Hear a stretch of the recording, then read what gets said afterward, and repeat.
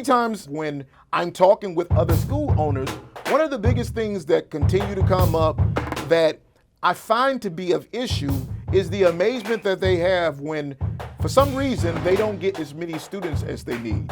Or for some reason, other schools are thriving and they have the same amount of funders. Well, at the end of the day, the one thing I think that most school owners, most school directors forget to do is to chase the money. What does that mean, Carlos? Well, it means we spend so much time getting accreditation. We spend so much time building our institution. We spend so much time on the retention of the students. We spend so much time on all other activities aside from the one thing that matters the most.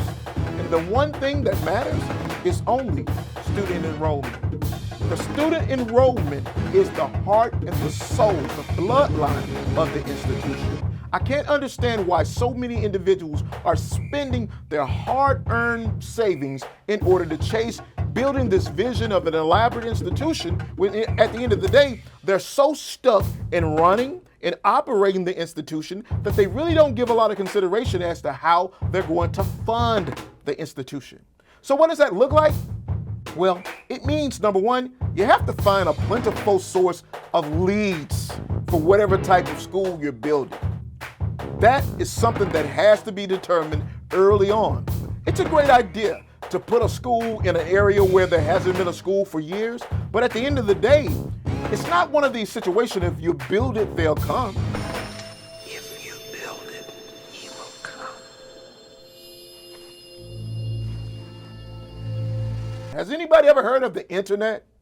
You can literally take classes online now, and you don't have to necessarily go to a brick and mortar. So for those institutions that are kind of akin to the one that we've built, you have to begin to incorporate a lot of strategies that will allow you to begin to build that institution. Where is the chief source of leads that you get on a daily basis for potential students? Do you use Facebook, Instagram? Have you ever heard of a thing called Google AdWords? What about Twitter? Twitter is a great resource for student enrollment. Oh, what about Pinterest? Depending on the type of school you have, that might be of great interest to you. And then there's all sorts of other things that you might be able to use within reasons. What you talking about, mister? And that is exactly why you can tune in every day from this point on, Monday through Friday. You can find an episode of The Campus Builders.